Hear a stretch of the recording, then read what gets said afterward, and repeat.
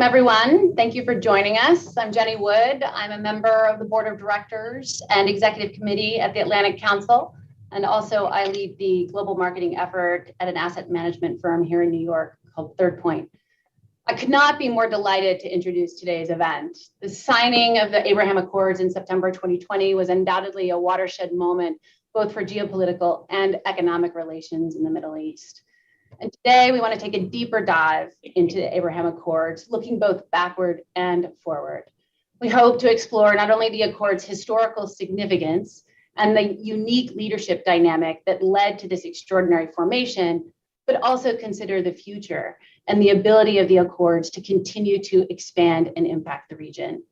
Leadership transitions in both the United States and Israel and a pressing set of geopolitical issues will undoubtedly test this relationship. Leading us today in this conversation is Axios diplomatic correspondent Barak Ravid. Barak is one of Israel's most prominent journalists and the author of a new book, Trump's Peace, The Abraham Accords and the Reshaping of the Middle East, which we hope will find its way to the shores of the United States in the not too distant future. Barak has previously worked as a diplomatic correspondent for Channel 13 and the Haaretz newspaper, where he covered the Prime Minister's office, the Foreign Ministry, and the Ministry of Defense. Before joining Haaretz, Barak worked for 2 years at the Ma'arif daily newspaper, spending a year covering the Palestinian Authority and a year as a diplomatic correspondent. I would be remiss if I didn't mention that he also served in the well-known 8200 Intelligence Division of the Israeli military. Barak, it's an absolute pleasure to have you with us today, and thank you for making time despite the COVID eruption that unfolded in your house last week. Thanks, Jenny. Barak will be jointly interviewed by two Middle East experts at the Atlantic Council, Carmiel Arvid and Jonah Fisher. Carmiel is a non-resident senior fellow for Middle East programs at the Atlantic Council and a co-founder of Key Bridge Strategies. She was previously the director of strategic engagement at the American Israel Public Affairs Committee's Office of Policy and Government Affairs, a mouthful, and has also previously worked at Brookings Center for Middle East Policy and the American Jewish Committee. She has been recognized as a top foreign policy influencer by Diplomatic Courier and is a Truman National Security Fellow. Jonah Fisher is the Senior Director of the Millennium Leadership Program at the Atlantic Council. Prior to joining the Council, Jonah was the founding director of Gather, Seeds of Peace social innovation arm, and he spent much of his career in Israel, where he co-founded a co-working business in Tel Aviv and served as the Director of Training and Leadership at one of Israel's leading think tanks, the Reut Institute. As a reminder, this event is on the record and will be recorded. And for those of you joining us live, please submit questions via the chat function on your screen. With that, thanks so much for joining us. And I'll turn things over to Carmiel and Jonah in what I hope will be a fascinating discussion. Thanks. Thank you so much, Jenny, for kicking us off and for your support of the Atlantic Council's work to advance a more peaceful, prosperous Middle East. Through our partnership with the Jeffrey M. Talpins Foundation, the Council has been on the cutting edge of efforts to deepen and expand normalization, and through Jonah's work, to advance leadership. There is perhaps no reporter on the Israeli scene who has examined the confluence of these issues more closely than you, Barak Ravid. And so we are so delighted to have you with us today. I want to jump right into questions because I know the audience is going to have many. Please be sure to leave your questions in the Q&A box.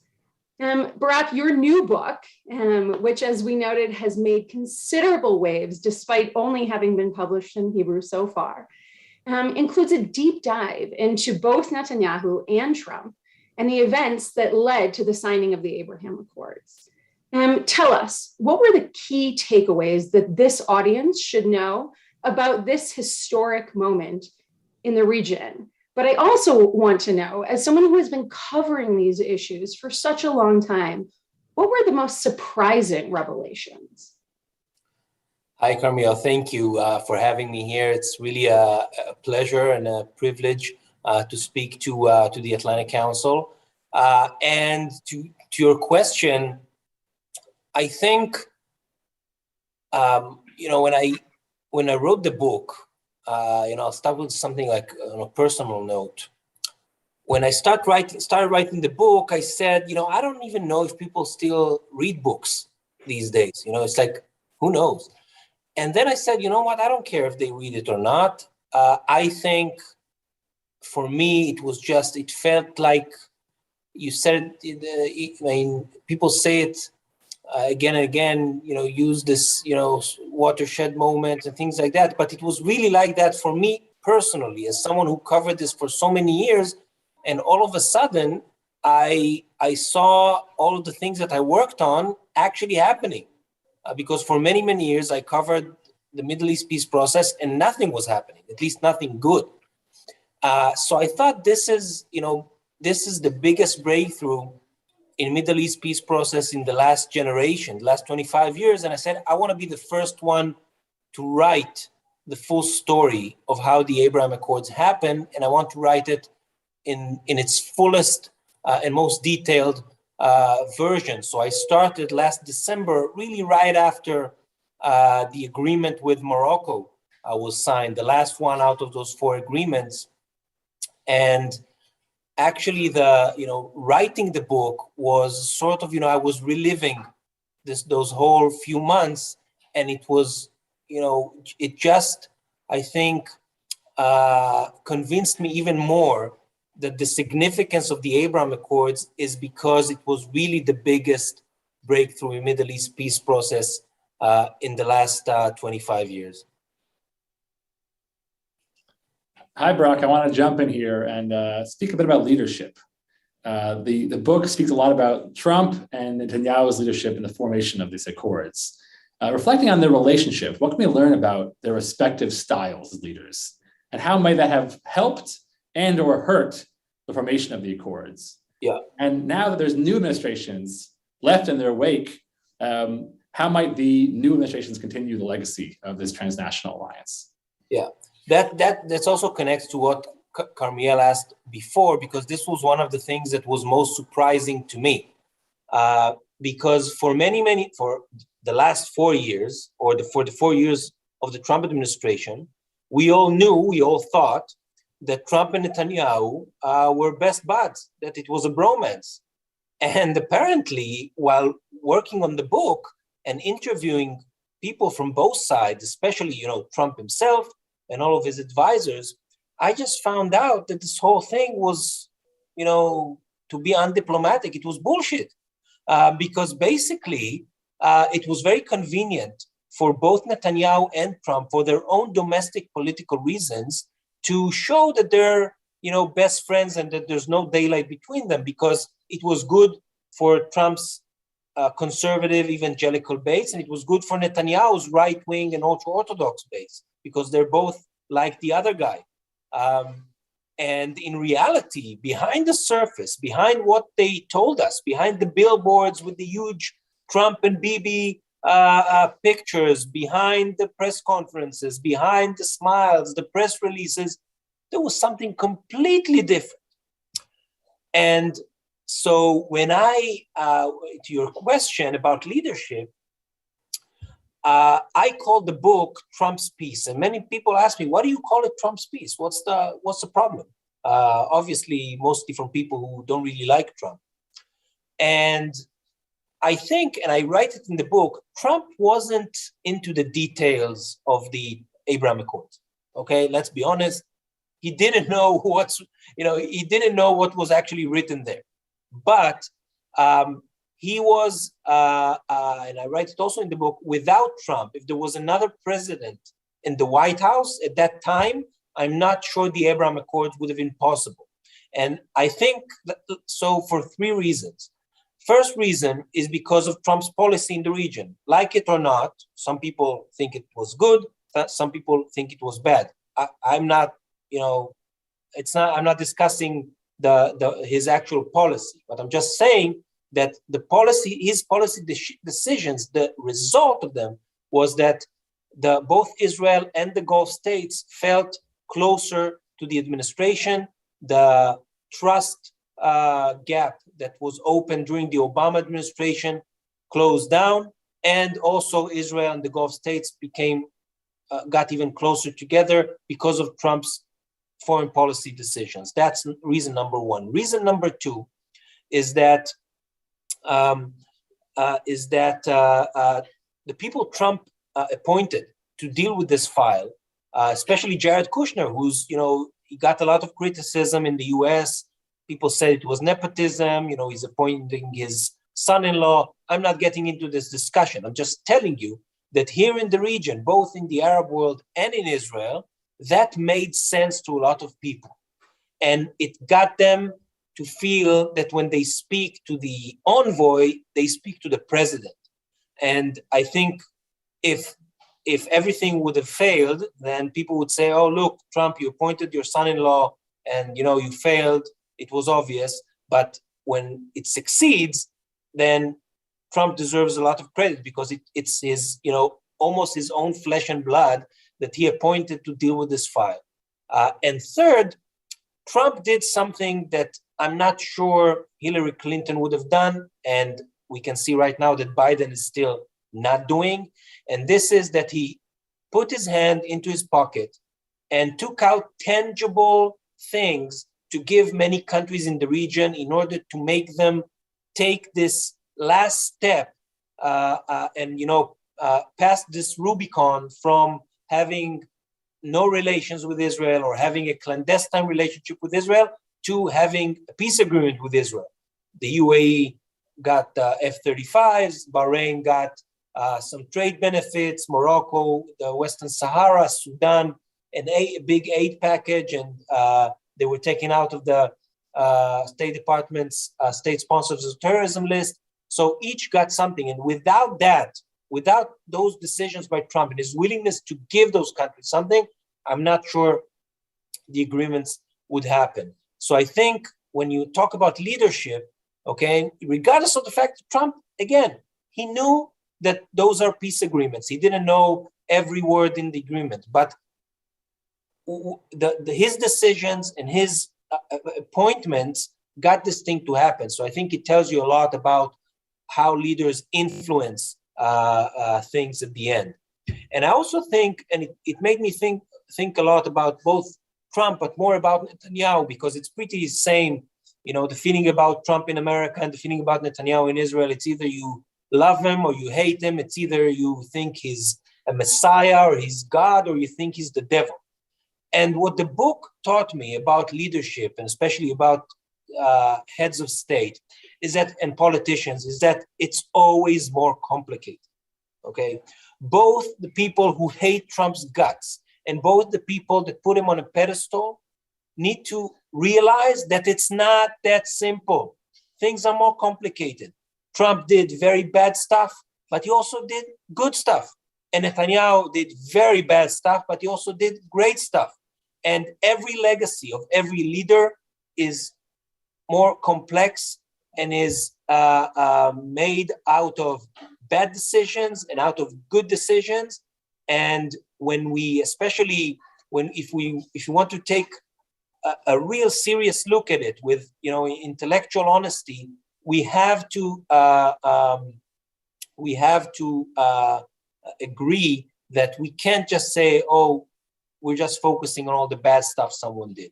And I say it both on Trump, and I say it, and here it's something that is more close to my heart, because at the end of the day, I don't vote in America. I don't pay taxes in America. I'm an Israeli citizen.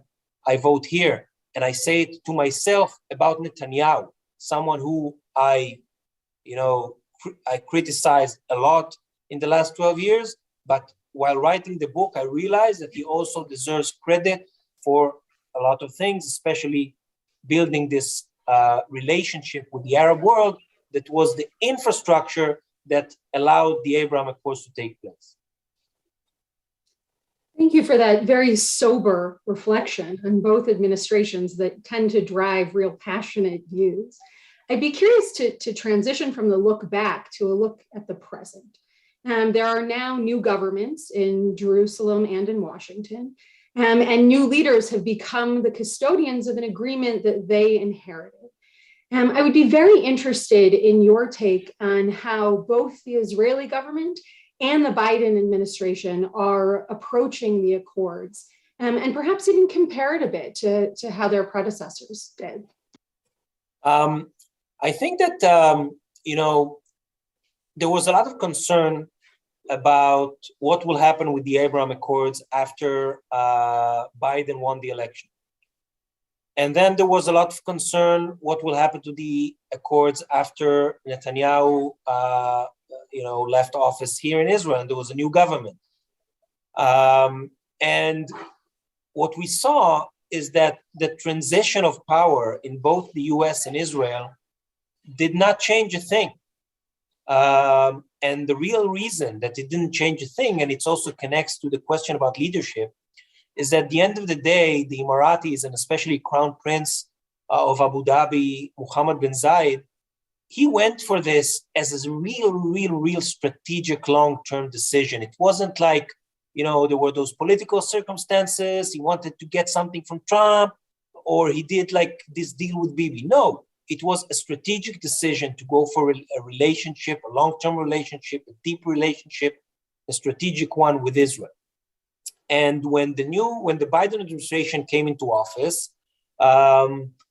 we saw for a few months something that to me was very strange, because Biden, when he was still candidate during the campaign, he praised the Abraham Accords. He issued a statement saying that it was a great development and that he supports it. But and in private, when he spoke to both Netanyahu and Mohammed bin Zayed after coming into office, he said the same things in private. But in public, the Biden administration,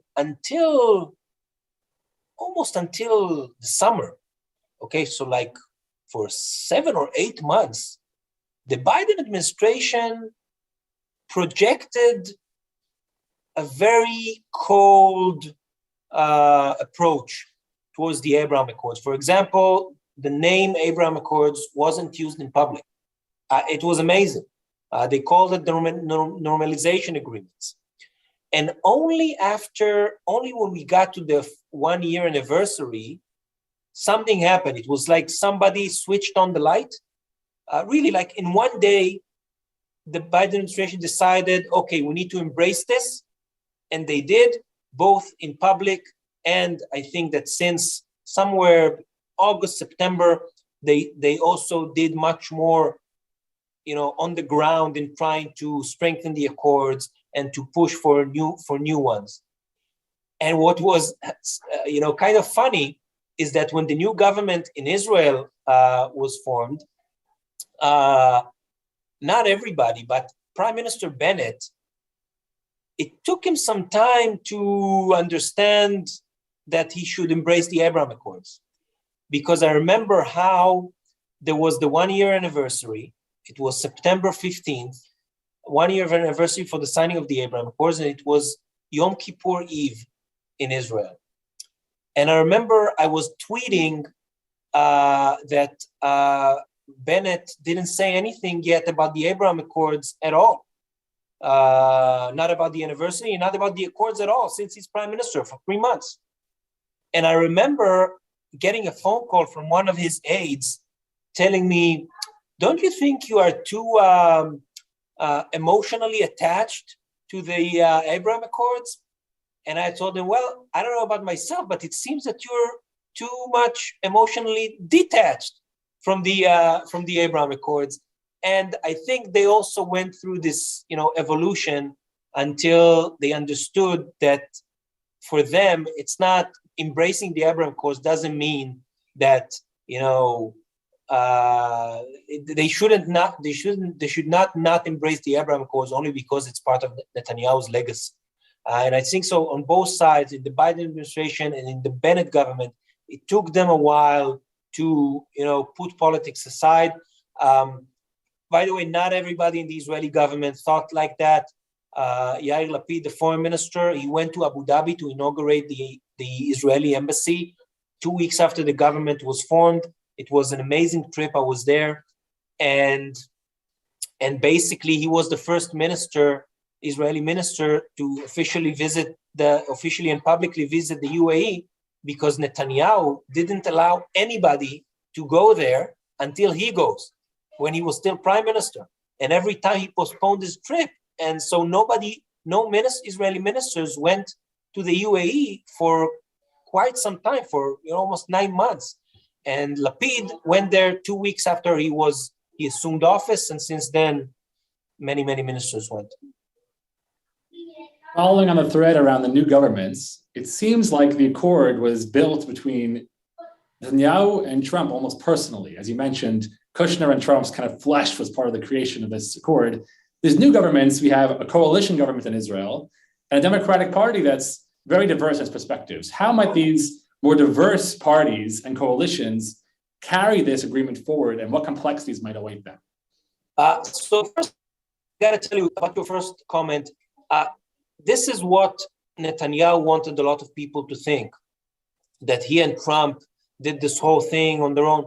Not true, okay? When the Abraham Accords were negotiated, we need to remember that. When the negotiations about the Abraham Accords started on July 2nd, 2020, okay? July 1st was supposed to be annexation day, the day that Netanyahu starts annexing parts of the West Bank. And this was Netanyahu's top priority, to annex parts of the West Bank, not to go for a normalization with the UAE.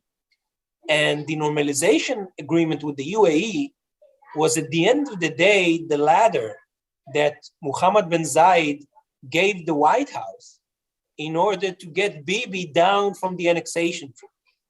So it was, as I said at the beginning, it was much, much more complex than what Netanyahu wanted all of us to think. And about the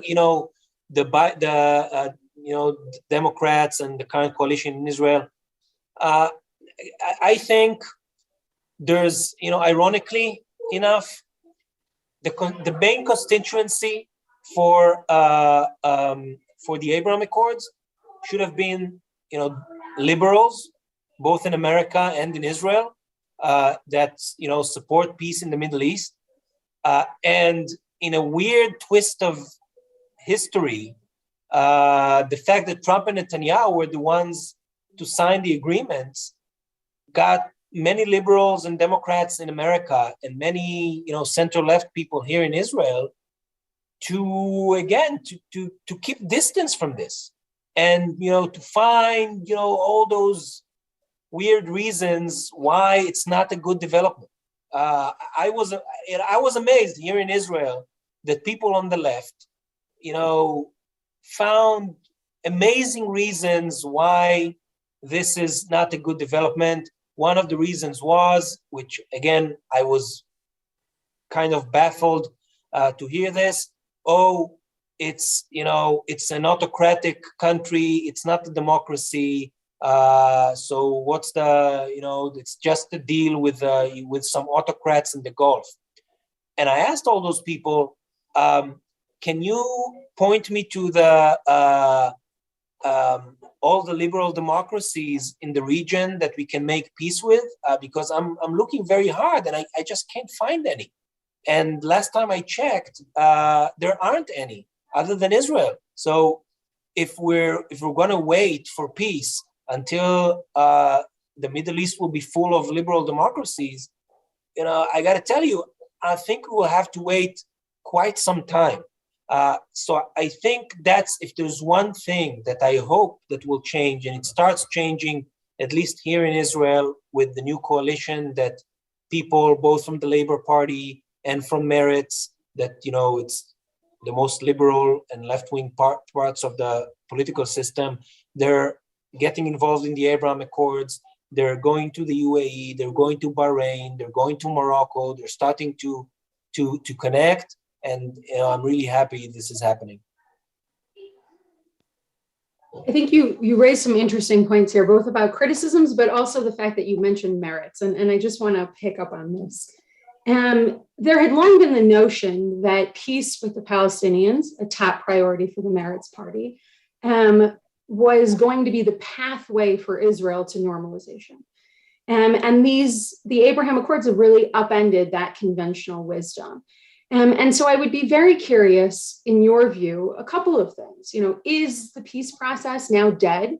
Is there going to still be an opportunity to revive some kind of dialogue for the Palestinians, who have been among the strongest critics of this agreement? Are there things that the Palestinian leadership can be doing to try to capitalize on these new developments? and what they feel has been up until now really a betrayal by their neighbors? Well, first, I got to tell you, yes, the Palestinian reaction to the Abraham Accords was very, very negative. I think it was a big mistake on their part. It didn't get them anywhere. I remember how the Palestinians brought back their ambassador from Abu Dhabi, and then brought back their ambassador from Manama, from Bahrain. And then when Sudan and Morocco happened, they stopped bringing back their ambassadors because they realized that at this rate, they would be totally cutting themselves out from the rest of the Arab world. And I think that, when it comes to the Israeli-Palestinian peace process, the reason that it's frozen, unfortunately, is because of domestic politics, both in Israel and in Palestine. Both sides, unfortunately, are not in a place where they can take the big decisions needed for a peace agreement. Again, it's very unfortunate, but Netanyahu, during those 12 years, only wanted to maintain the status quo. President Abbas on the Palestinian side, unfortunately, also mainly wanted to maintain the status quo. The political situation in Palestine is that of a very deep political crisis. The Palestinian political system is dysfunctional. It's divided between Fatah and Hamas, between Gaza and the West Bank. The elections are canceled again and again and again. You have millions of people that didn't have the ability to elect their leaders, their legitimate leaders, for years. If there's one thing, when you ask Palestinians, what's the one thing that they want elections in order to be able to, again, to elect their leaders. It's Abbas is in his, 17th year of a 4-year term. That's like, and this joke, we sang this joke for like 15 years now, because, it just keeps on and on and on. And I think that in order for the peace process to be revived, there needs to be, big political changes on both sides. On the Israeli side, by the way, I think the political change that occurred did create some opening with the Palestinians. If you look today, in the last 6 months, there was more engagement between Israel and the Palestinian Authority than in the previous 13 years. Just in the last 6 months, 2 meetings between President Abbas and Minister of Defense Gantz, at least a dozen meetings between Palestinian and Israeli ministers. The Israeli and Palestinian ministers of health did not meet for 10 years. They didn't even meet during COVID until there was a new government in Israel. Okay. And this new government relaunched the healthcare dialogue, which is kind of important these days. And I think that you see that Israel actually took quite a lot of steps to try and strengthen the Palestinian Authority. And I think it's also, again, it's still building in the settlements, but I think when you look at the numbers are, decreased quite a lot from the Trump-Netanyahu era. So I think that all in all, in the last 6 months, there's a good trend between Israel and the Palestinians. It doesn't mean that there's going to be negotiations, final status negotiations, but there are tons of stuff to do, even short of peace talks. And with the point that you started, I got to tell you, I myself was one of those who thought, and I told this to Netanyahu numerous times. I told him, look, you got no clue about what you're talking about. The Arab countries will never normalize with Israel before there's some progress with the Palestinians. And you know what? He was right. I was wrong. And, I write it in the book too. And by the way, I'm glad that he was right, because, again, I think that the Abraham Accords were a great development. And by the way, a lot of people are saying, the Palestinians were betrayed. I want to remind you something. Without the Abraham Accords, Netanyahu most likely would have annexed parts of the West Bank, which would most likely, totally kill the two-state solution for good. And after the Abraham Accords, during the last Gaza war, the Emiratis, the Bahrainis, the Moroccans put quite a lot of pressure on Israel to stop the war.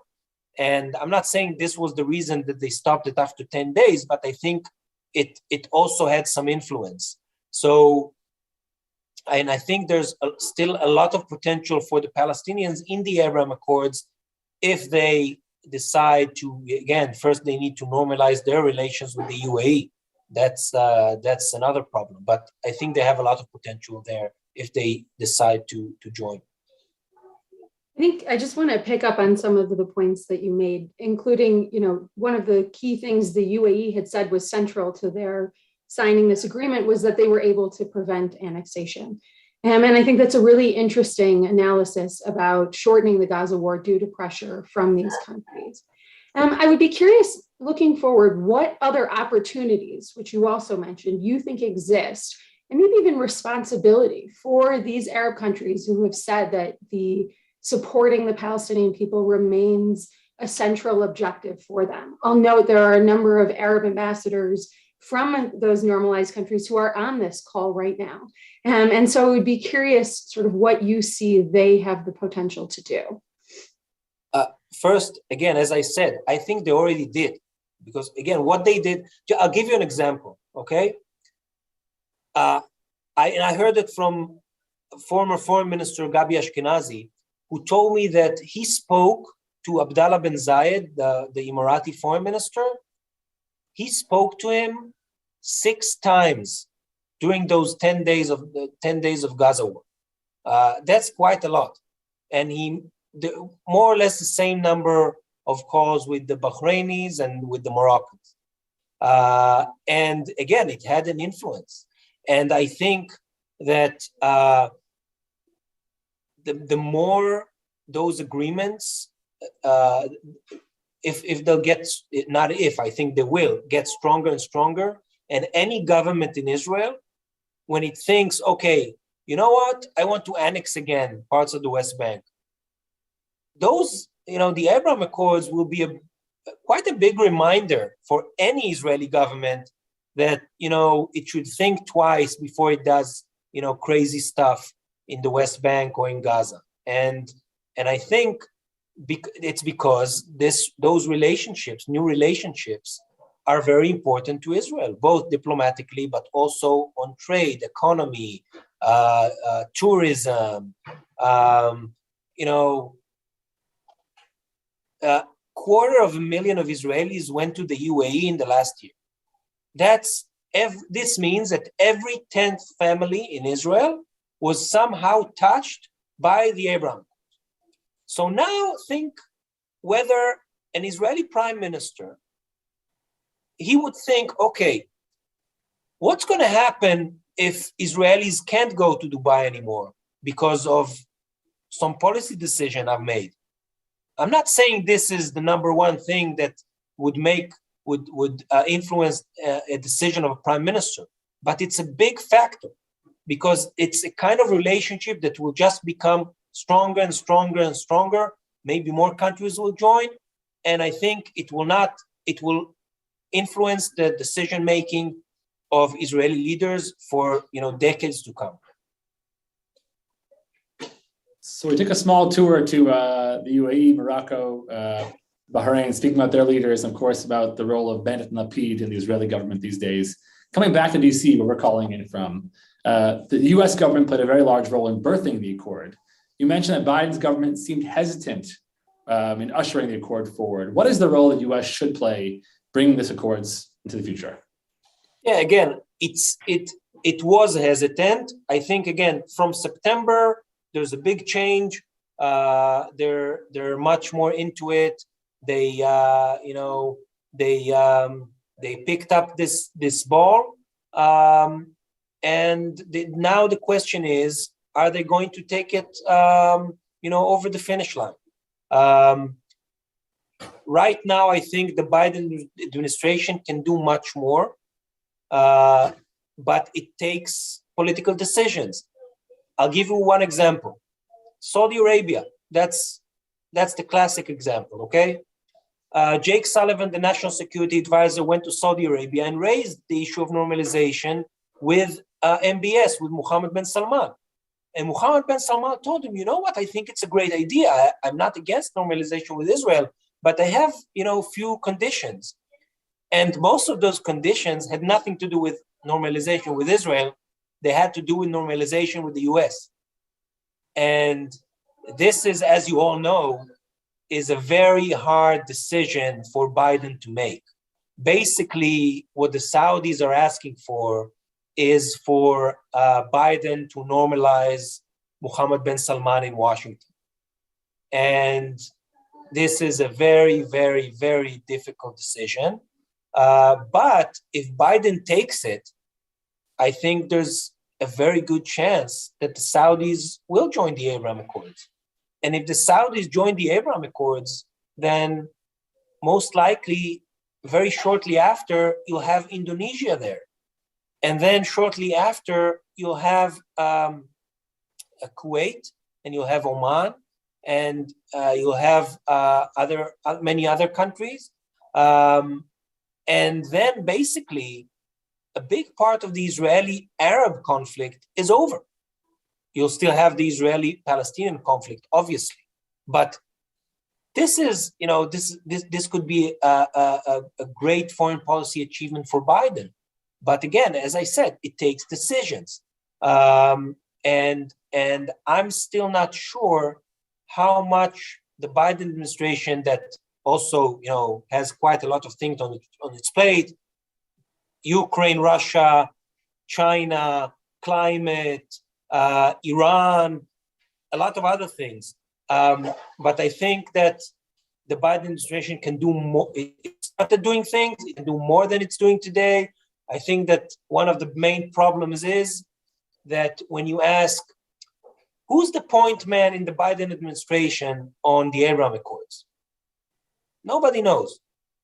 Nobody knows. And you know why? Because there are like 3 or 4 people that want to be this person.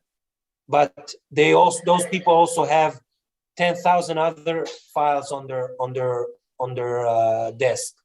And I think that what is needed is a very, very clear point man in the Biden administration that can strengthen the current agreements and push for more agreements. Thank you, Barak. We're going to open up the floor to some questions from the audience. We have a few questions flowing in here in the chat. Carmiel, do you want to take the first one?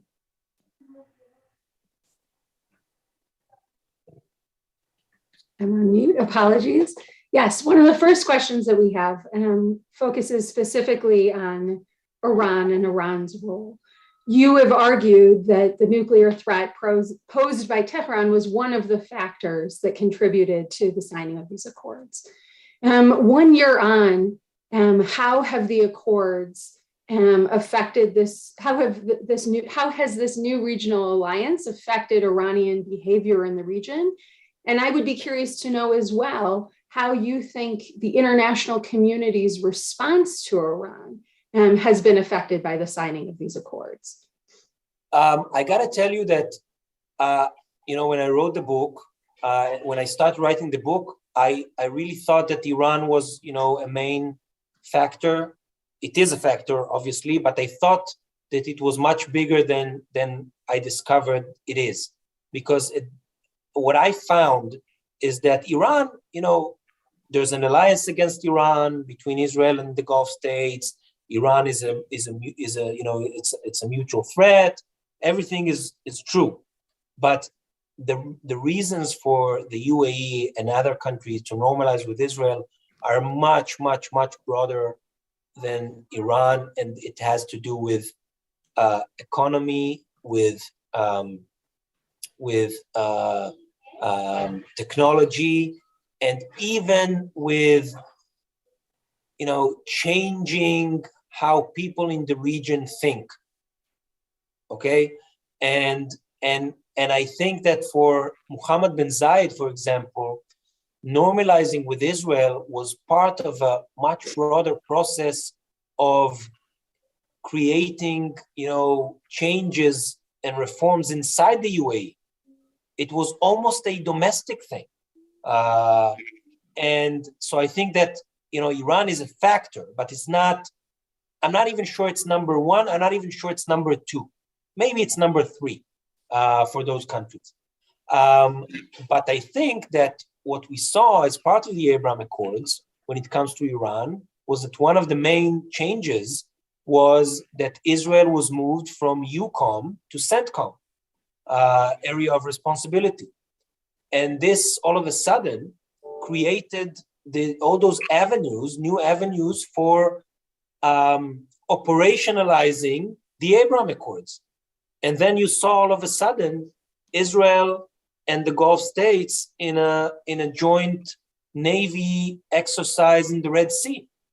And you see much more cooperation on security. And you see now after the Houthi attacks on Abu Dhabi, you see how Israel, the US, and the UAE are working together now on how to enhance Emirati early warning and detection capabilities and how to share intelligence on missile attacks. And so I think that we can see every day how the Abraham Accords also influence the Iranian issue. And there were a lot of concerns in Israel in recent weeks that the UAE started this dialogue with Iran and what it would do to the Abraham Accords. And then we saw 2 visits by Prime Minister Bennett and President Herzog just the other day in the UAE. So I think that as much as the UAE is working to de-escalate with Iran, it's not at the expense of the Abraham Accords at all. We have a question coming from recent headlines around Pegasus. Pegasus has been making headlines around the impact it's been having across the globe recently, this Israeli technology company. The New York Times reported that Pegasus played a critical role in the Abraham Accords. What can you tell us about that? How critical was this as a carrot for these governments? I got to tell you that again, as far as I know, and by the way, in the New York Times report, there was I didn't see, a very concrete piece of information that connects the Abraham Accords to NSO or to Pegasus. It was more like this atmosphere. And I have to tell you that the Abraham Accords themselves, as far as I know, had nothing to do with, Pegasus or anything like that. NSO sold Pegasus to the UAE many, many years before the Abraham Accords with a license from the Israeli Ministry of Defense. So many, many years before anybody even thought about normalizing relations with Israel. And again, I'm not saying that the Abraham Accords are not going to enhance security cooperation, intelligence cooperation. They obviously will, but Israel would have sold Pegasus to NSO with an Israeli license, Israeli government license. They would sell it to countries in the region regardless of the Abraham Accords. Let's say there were no Abraham Accords today, and Morocco or Bahrain or the UAE would ask to buy, an updated version of Pegasus, they would get a license. It's not, so I don't think, it's connected in any way. Great. Thank you for that. Another question from the audience, and this is several questions rolled together, but I think they relate enough. I'll give them all to you. And the first is whether or not Israel is for or against the sale of F-35 stealth jets to the UAE. And staying on the thread of military implications, is it not a big step that Israel is now part of US CENTCOM and not, say, US European Command? Isn't Israel now engaging in joint military exercises with Arab forces? Are these things that the Biden administration can and should be claiming credit for?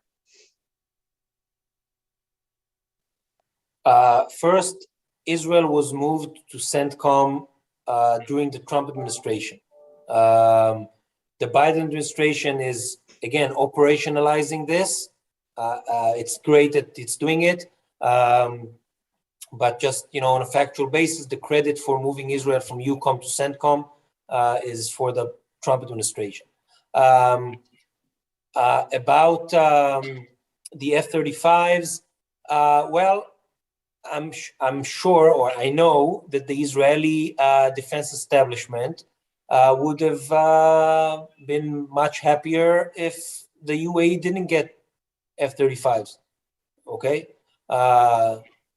Because, they want Israel to be the only country in the region that has this very, very sophisticated fighter jet. Saying that, I don't think that there's any real concern in the Israeli defense establishment right now from this sale. I think that Israel and the US reached an agreement on how to move this deal forward without jeopardizing Israel's qualitative military edge. It has to do with certain systems that I think that the F-35s that the Emiratis are getting is not going to have, certain technological systems. And so I think that today, if you ask people like a year later, whether anybody in the Israeli military or defense establishment is concerned by this, I don't think so. We have a number of questions in the chat here around the Palestinian question, particularly regarding annexation. And the fact that annexation was held off due to the Abraham Accords being created. Where does that stand in the long term? What happens if Israel re-explores annexation? How will that affect these accords? How does that dance play out between these countries? So first, there were many people who told me, this whole annexation thing, it was just a trick. It's part of Bibi's magic. Bibi is this modern day Machiavelli that manages to spin the entire world on his finger. And he just made up this whole annexation thing because he knew that it will get the Arab countries to normalize. So he's a genius. Well, that's a great story. Only problem is not true. Netanyahu, the annexation was not a spin. Okay?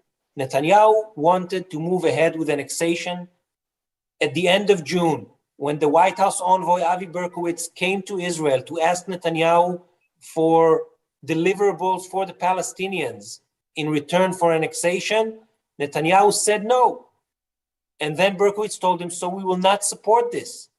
So Netanyahu said, so I will go at it alone, on my own, unilaterally. And then Berkowitz threatened that Trump will tweet against him, and then Netanyahu cooled down. But Netanyahu considered seriously to move for annexations without a green light from the US. And only at a certain point he realized that it's too risky, and he didn't do it. And right now, I got to tell you, since August 13th, 2020, when the annexation was taken off the table, nobody's talking about this. It's like it's a dead concept. It's like, our current prime minister is someone who was talking about annexation of 60% of the West Bank, not only 30% of the West Bank like Netanyahu wanted. 60% of the West Bank. That was Bennett's plan several years ago. Since he's prime minister, that's it. It's like it doesn't exist. You ask Bennett about annexation, he asks you, annexation? Are you crazy? What are you talking about? So no one's talking about it. It doesn't mean that it can't come up again. There are several people in America that would love this to come up again if in a future, especially only from the Republican Party, certain politicians that will try to push this if there's a Republican president in the White House. But I have to tell you that, again, at the moment, I see no appetite here for doing such a thing. A quick follow-up there. If it's not annexation, are there any other red lines that if they were to be crossed, this accord would fall apart? Well, I thought that the last Gaza war could cool down the Abraham Accords and it was the perfect.